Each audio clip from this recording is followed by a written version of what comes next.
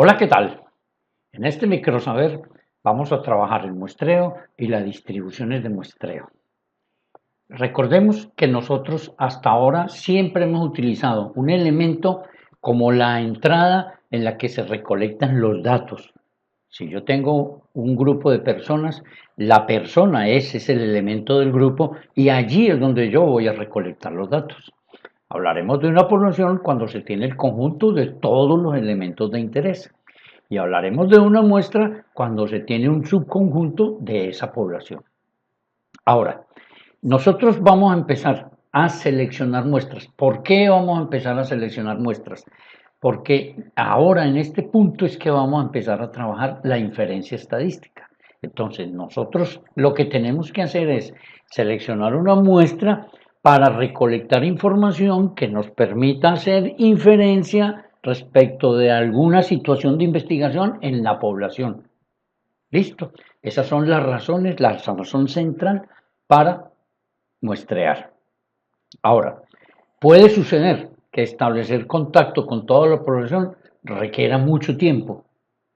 También puede estar sucediendo que el costo de estudiar todos los elementos de una población resultaría prohibitivo o que es imposible verificar de la manera física todos los elementos de la población. Otra posible razón es que algunas pruebas son de naturaleza destructiva. Si yo estoy probando la calidad de los fósforos o cerillos que se producen, no puedo rastrillarlos todos porque entonces ¿qué vendo?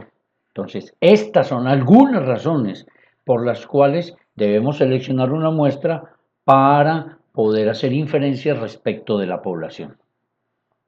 Es importante tener claro que los resultados de la muestra solo proporcionan una estimación de los valores de esa característica que nosotros estamos mirando en la población.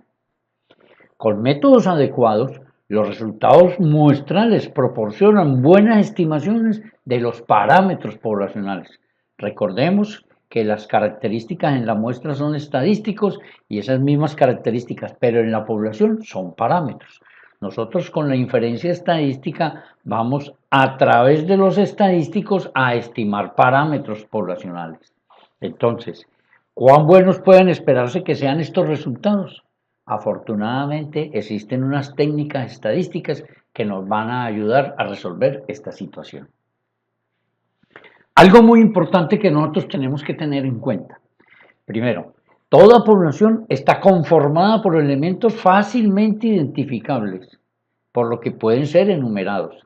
Si en algún momento tenemos duda en que un elemento pertenezca o no a una determinada población, quiere decir que esa población todavía no está bien definida. O sea, no podemos tener duda al identificar si un elemento pertenece o no a una población. ¿Listo? Ahora, si yo tengo definidos, bien claramente definidos, estos elementos los puedo enumerar. Uno, dos, tres, los puedo ir enumerando. ¿Listo? Esa es una característica importante de una población. Ahora, cuando se conoce el número de elementos de la población, se dice que la población es finita. En caso contrario, decimos que la población será infinita. Todos los elementos de la población yo los puedo enumerar. Empiezo a enumerarlos y si yo sé que son 5.000, entonces cuando llegue a 5.000 yo ya sé que esa población tiene 5.000 elementos y podré decir que es finita. Pero si yo empiezo a enumerar y no sé dónde termino, entonces a pesar de estar enumerando, la población será infinita. Otra situación muy importante es al momento de yo seleccionar elementos para una muestra. Si yo estoy haciendo un sorteo y voy a meter todos los participantes, por ejemplo, los integrantes de la universidad, todos los números de esos señores enumerados del 1 a 10.000 que tenga el número de estudiantes de la universidad, los meto en una gran bolsa y voy a hacer un sorteo, saco el primer número. Si este primer número que saqué ya no puede participar en nuevas rifas, estaré diciendo que tengo un muestreo sin reemplazamiento. Pero si yo lo vuelvo a meter en la bolsa y ese señor más tarde puede salir en otra rifa, entonces diremos que ese muestreo es sin reemplazamiento. O sea, lo saco, leo el número y vuelvo y meto la balotica ya en la bolsa. Entonces vamos a tener muestreos con sustitución y muestreos sin sustitución. Con reemplazamiento o sin reemplazamiento, es lo mismo. En general, mientras que no se diga lo contrario, hablaremos siempre de muestreos sin reemplazamiento. O sea, sacamos el nombre o la persona o el número de la persona y ya no participa más. Como ya sabemos que hay poblaciones finitas y poblaciones infinitas, vamos a hacer muestreo de poblaciones finitas. Entonces, los profesionales de la estadística recomiendan realizar muestreo probabilístico cuando se muestre una población finita, porque así nos permite asegurar de mejor forma la inferencia estadística. Entonces, cada que nosotros vayamos a hacer un muestreo en una población finita, o hablaremos de muestreo aleatorio simple. ¿Cuál es la característica básica de la muestra aleatoria simple? Es que todos los elementos de la población tienen la misma probabilidad de ser seleccionados. Esa es la característica básica del muestreo probabilístico. ¿Listo? Entonces, ahí podemos hablar que el tamaño de la muestra lo voy a designar con n minúscula y el tamaño de la población lo voy a designar con n mayúscula. Y lo conozco, por eso estoy hablando de población finita. La mejor forma de seleccionar esos números o esos elementos de forma aleatoria simple es a través de una tabla de dígitos aleatorios. Hoy con la llegada de los computadores y las calculadoras avanzadas, entonces esas tablas han pasado mejor vida porque lo hacemos todo a través del proceso de un computador. Ahora, si nosotros lo que vamos es a muestrear una población infinita, entonces allí lo que tenemos que hacer es un muestreo aleatorio. Ya no voy a hablar de un muestreo aleatorio simple, que es probabilístico, sino de un muestreo aleatorio. Para poder hablar de muestreo aleatorio en una población infinita, tiene que cumplirse dos condiciones básicas.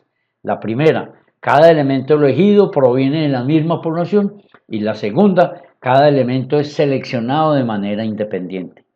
Sugerencia para poder aclarar estos ejemplos, que se lean el texto que tenemos de guía para este capítulo. Aquí tengo una tabla de números aleatorios. Se consigue en los textos básicamente, y entonces, ¿qué hago yo? Como tengo los elementos de mi población debidamente enumerados, por ejemplo, yo tengo 1000 individuos, entonces lo tengo enumerados desde el 000 hasta el 999, desde el 000 hasta el 999. Entonces, yo voy a seleccionar, de esos 1000 elementos voy a seleccionar 100 de forma aleatoria. Entonces, me vengo para esta tabla de números y cojo los tres primeros dígitos. El primero es 632, entonces voy a la lista y el señor que esté en el puesto 632, ese lo va. 885, 559 y así voy eligiendo. Pero puedo coger los tres últimos o puedo coger los tres del medio, como ustedes quieran combinar. Y ahí va saliendo esto de forma aleatoria. Los elementos de la población irán serán seleccionando de forma aleatoria para conformar los elementos de la muestra. Ahora, si uno de estos números aleatorios se repite y yo acepto eso dentro de mi selección, entonces estaré hablando de un muestreo aleatorio con sustitución. Pero si el número aleatorio que yo estoy buscando no lo acepto repetido, entonces quiere decir que la muestra aleatoria la estoy seleccionando a través de un muestreo aleatorio simple sin sustitución. Estimación puntual. Estamos seleccionando muestras para inferir esas características de la muestra en la población. Entonces, para estimar los valores de los parámetros poblacionales, se calculan las características en la muestra. O sea, hablamos de estadísticos muestral. ¿Listo? Para estimar la media de la población, trabajamos con la media de la muestra. Para estimar la desviación típica de la población, trabajamos con la desviación típica de la muestra. Al efectuar los cálculos para hallar tales estadísticos, estamos hablando de que estamos realizando la estimación puntual. A la media muestral X barra se le identifica como estimador puntual de la media poblacional μ. A la desviación estándar muestral, que la llamamos S, la identificamos como estimador puntual de la desviación estándar poblacional. y a la proporción muestral P la vamos a designar como el estimador puntual de la proporción poblacional pi. Sabemos que todo esto son los estimadores puntuales, pero algo muy importante es, nosotros hemos dicho hasta ahora, particularmente con la porción P, que la muestra la vamos a llamar P, en la población se va a llamar pi. El texto guía que tenemos para este capítulo en el libro dice que para la muestra la llaman P barra, algo parecido a la X barra, y para la población la van a llamar P latina. Entonces, nosotros vamos a seguir conservando la norma. Los estadísticos los vamos a designar con letras latinas y los parámetros los vamos a designar con letras griegas. Es muy importante tener eso en cuenta. Como es de esperarse, y apenas es lógico, las estimaciones puntuales tienen que diferir algo de las correspondientes parámetros poblacionales, pues apenas estamos trabajando con una muestra, no con toda la población. Esa diferencia se conoce como error de muestreo y se debe no a que usted se haya equivocado, sino a que usted seleccionó una muestra, no toda la población. Siempre que estemos trabajando estudios por muestras, tenemos que incurrir, tenemos que tener en cuenta que hay un error de muestreo. ¿Listo? En adelante vamos a imaginarnos el experimento de la siguiente forma. Yo tengo la población que está formada por n individuos, estamos hablando de una población finita, puede ser infinita, yo no sé, pero esta es una población que tiene un número determinado de elementos. Conocido o desconocido, no importa, pero es un número de elementos. Yo voy a hacer un estudio, voy a tratar de hacer una estimación de alguna característica de la población, por ejemplo la media. Entonces empiezo a sacar muestras, saco una muestra, pero ¿cuántas muestras pueden salir? Pueden salir muchas muestras porque hay muchos elementos. Recuerden que si la muestra mía y la muestra que usted seleccione solamente tienen un elemento diferente, quiere decir que estamos hablando de muestras distintas. Entonces se pueden presentar miles de muestras. Yo voy a hacer el caso de que voy a estudiar, voy a estimar el promedio del peso de los estudiantes en la universidad. Entonces no tengo tiempo de pesarlos a todos. Ahí hay 10.000 estudiantes. Selecciono una muestra. Pensemos que la muestra sea de 100, pero ¿cuántas muestras de 100 pueden salir? Uf, infinitas muestras. ¿Y yo qué voy a hacer? A la muestra que yo saco, le voy a, que son todas las posibles muestras de igual tamaño, le voy a sacar la media. Entonces, ¿cuántas posibles medias podrán salir? Podrán salir tantas medias como posibles muestras tendrán. Y cuando yo voy a hacer la investigación, solamente voy a trabajar con una muestra. Y me va a servir para hacer la estimación una sola media muestral que yo tengo. Entonces, para nosotros analizar esto, tendríamos que estudiar lo que llamamos distribución muestral de las medias. Yo necesito saber cómo se distribuyen todas las medias para que cuando yo seleccione mi muestra y tenga una media, yo pueda decir, esa media que yo tengo se tiene que comportar de la misma forma que se comportan las demás. Entonces, por eso es importante conocer la distribución muestral de las medias. Pero después de haber hecho las muestras, en vez de media yo puedo estar hallando proporciones. Entonces voy a tener la proporción o porción, la porción 1, la 2, en fin, voy a tener tantas proporciones como muestras tenga. Y cuando vaya a hacer el análisis de la proporción de la muestra para poder inferir hacia la población, vuelve y pasa lo mismo que con la media. Yo necesito conocer la distribución muestral de la proporción porque cuando yo seleccione una muestra y con ella obtenga mi porción o proporción, ella se tiene que comportar como todas las demás y si yo sé cómo se comporta todo el grupo, podré hacer una inferencia de cómo será la proporción de la población. Eso es lo que vamos a empezar a ver de aquí en adelante. Entonces vamos a empezar con las medias. Distribución de muestreo de la media. La distribución de muestreo de la media es la distribución de probabilidad de todos los posibles valores de la media X barra. Vamos a partir de que las medias tienen una distribución de probabilidad. Esa distribución de probabilidad Como es obvio, cuando vimos distribuciones de probabilidad, tienen que tener un valor esperado. Y recordemos que el valor esperado de la variable aleatoria x será igual a la media de esas x, todas las medias de esas x que la hemos llamado la media de la población. Bueno, nosotros ahora no vamos a hablar con los valores x, sino con medias. Entonces yo voy a decir que el valor esperado de las medias será igual a la media de las medias, que podemos imaginarnos como una supermedia, y eso va a ser igual a la media de la población. Entonces, la primera característica básica para la distribución de muestreo de la media es que la media de todas las medias es igual a la misma media de la población. Podemos decir entonces que cuando el valor esperado de un estimador puntual es igual al parámetro de la población, vamos a decir que ese estimador se conoce con el nombre de insesgado. Un estimador será insesgado cuando el valor esperado de ese estimador es igual al parámetro de la población. ¿Cómo haremos ahora con la desviación estándar? Recordemos que cuando hablábamos de distribuciones de probabilidad, siempre nos interesaba hallar el valor esperado y la desviación estándar. Para el caso que tenemos con la media, tenemos que tener en cuenta si la población es finita o si la población es infinita. Para el caso de población infinita, la desviación estándar de las medias será igual a la desviación estándar de la población dividido por la raíz cuadrada del tamaño de la muestra. Si la población es infinita. Pero si la población es finita, entonces aparecerá un nuevo concepto que es el factor de corrección. La población infinita tengo que coger la misma desviación estándar de la población finita y la multiplico por un factor de corrección que será raíz cuadrada del tamaño de la población menos el tamaño de la muestra dividido por el tamaño de la población menos 1.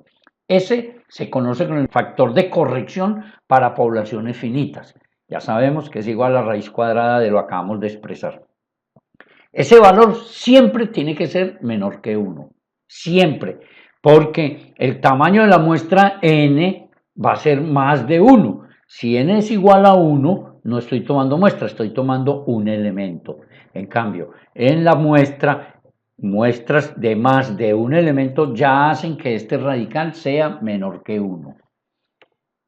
Entonces, vamos a decir que ese factor de corrección solo se aplica si el tamaño de la muestra es más del 5% del tamaño de la población. A esta desviación estándar de la media se conoce como el error estándar de la media. A la desviación estándar de la media, sigma de x barra, lo conocemos como el error estándar de la media.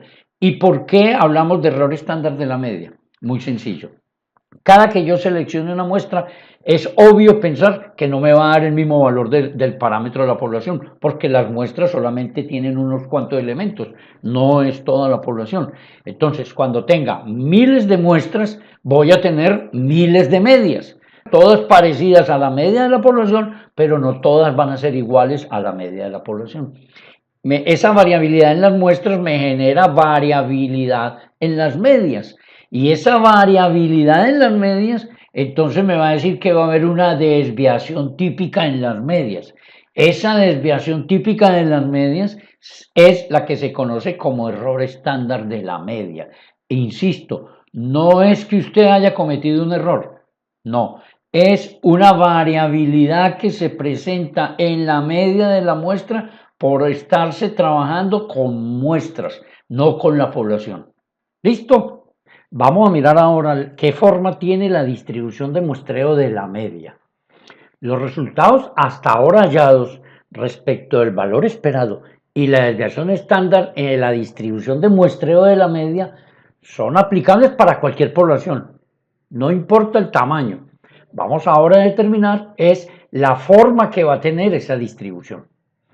Si la población donde vamos a sacar la muestra tiene distribución normal, las medias, todas las posibles medias, también se van a distribuir de forma normal, sin importar el tamaño de la muestra. ¿Qué quiere decir esto? Quiere decir que si la variable aleatoria de x se distribuye de forma normal, con una media y una desviación típica determinada, entonces para cualquier tamaño de muestra, las medias de esas muestras también se van a distribuir de forma normal, pero con media de medias y desviación típica de medias. Nosotros ya sabemos que la media de las medias es igual a la media de la población y que la desviación típica de las medias, si la población es infinita, será igual a sigma sobre raíz de n. Y si la población es finita, será igual a sigma sobre raíz de n multiplicado por el factor de corrección. Ahora, si la población no tiene distribución normal o no sabemos cómo se distribuye la población, entonces el teorema del límite central nos ayuda a resolver esta situación. ¿Qué dice el teorema del límite central? Dice que cuando se seleccionan muestras aleatorias de tamaño n de una población, la distribución de muestreo de las medias puede aproximarse mediante una distribución normal a medida que el tamaño de la muestra se hace grande. Esto quiere decir que si yo no sé nada de una población, no sé si se distribuye de forma normal, no sé qué características tiene la forma, entonces yo me curo en salud sacando muestras de más de 30 observaciones, porque así tengo muestras grandes y puedo tranquilamente decir que la media de esas muestras se distribuyen de forma normal. Ahora, si vamos a hablar de la distribución de muestreo de la porción, entonces hacemos el mismo proceso que veníamos haciendo con la media. Decimos que la distribución de muestreo de la porción es la distribución de probabilidad de todos los posibles valores de la porción muestral P. Si es una distribución de probabilidad, entonces podemos hablar del valor esperado de P, de la porción, que al igual que la media, el valor esperado de la porción será el parámetro de la población, o sea, será igual a pi. Si la media, el promedio de todas las porciones es igual a la porción de la población, podemos decir que el estadístico también es un estimador insesgado de la población, o sea, de pi. Ahora, la desviación estándar de la porción, también lo mismo que hicimos con la distribución, con la media. Para poblaciones infinitas, la desviación típica de la porción será igual a la raíz cuadrada de pi por 1 menos pi sobre n. Y si la población es finita, pues será esto mismo multiplicado por el factor de corrección. Ya ustedes recuerdan que el factor de corrección es igual a la raíz cuadrada del tamaño de la población menos el tamaño de la muestra dividido por el tamaño de la población menos 1. También sabemos que esto solamente se aplica al factor de corrección cuando el tamaño de la muestra es mayor que el 5%. Ahora, lo mismo que hablábamos con la media de las muestras, como yo tengo que, apenas es lógico que la porción de una muestra no es igual a la porción de la población, se va a generar variabilidad en las muestras que van a generar variabilidad en las porciones. Esa variabilidad me da origen a la desviación típica de las porciones y se conoce como el error estándar de la porción. La forma de distribución de muestreo de la porción, pues los resultados hasta ahora ya respecto al valor esperado y la desviación estándar de la distribución de muestreo de la porción son aplicables a cualquier población. Vamos ahora a determinar qué forma tiene la distribución de muestreo de la porción. Entonces, si X es una variable aleatoria binomial que indica el número de elementos de la muestra que poseen la característica de interés, entonces nosotros podemos aproximar la distribución normal a esa distribución binomial, siempre que n por pi sea mayor o igual a 5 y n por 1 menos pi sea mayor o igual que 5, ambas simultáneamente. Entonces, se puede generalizar diciendo que la distribución de muestreo de la porción se aproxima mediante una distribución normal siempre que n por pi y n por 1 menos pi sean mayores o iguales a 5. Podemos concluir entonces que la clave de todo lo que hemos visto nosotros hasta ahora es que estas distribuciones muestrales las debemos ajustar a una distribución normal, porque esa es la que nosotros sabemos manejar. Entonces, para el caso de la media, si no se conoce nada de la variable aleatoria X y se va a hacer un estudio con base en una muestra, entonces lo recomendable es tomar muestras grandes. que sean mayores o iguales que 30. Así, nosotros vamos a garantizar que las medias se van a distribuir de forma normal con media de medias y desviación típica de medias. Ahora, si la muestra que se tiene es pequeña, por ahora tocará suponer que la variable aleatoria se distribuye de forma normal y se continúa como veníamos diciendo antes, pero ya estamos suponiendo que se distribuye de forma normal. Podríamos decir entonces que las medias se distribuyen de forma normal con media de medias y desviación típica de medias. Para el caso de la porción, hacemos lo mismo, hacemos uso de la aproximación de la distribución normal a la binomial. Esto quiere decir que si n por pi y n por 1 menos pi simultáneamente son mayores o iguales que 5, entonces yo puedo trabajar esto como una distribución normal. Si no se cumplen simultáneamente las dos, no puedo decir nada. Por ahora el curso no nos permite trabajar con eso. No nos podemos olvidar del factor de corrección para poblaciones finitas. No importa que sea distribución muestral de las medias o distribución muestral de la porción, siempre hay que aplicarlo cuando el tamaño de la muestra es mayor que el 5% del tamaño de la población.